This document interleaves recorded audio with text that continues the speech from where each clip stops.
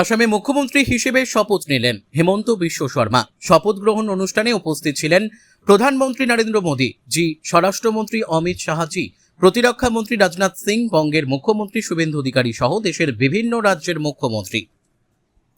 হিমন্ত বিশ্ব শৰ্মা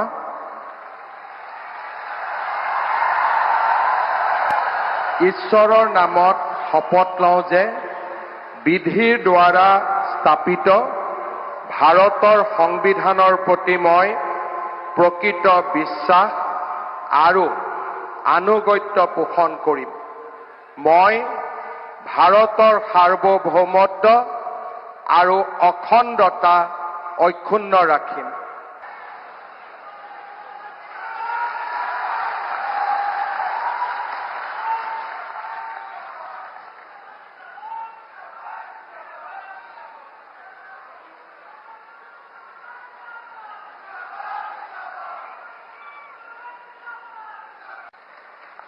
শেখ ৰতনেৰ report, PB news.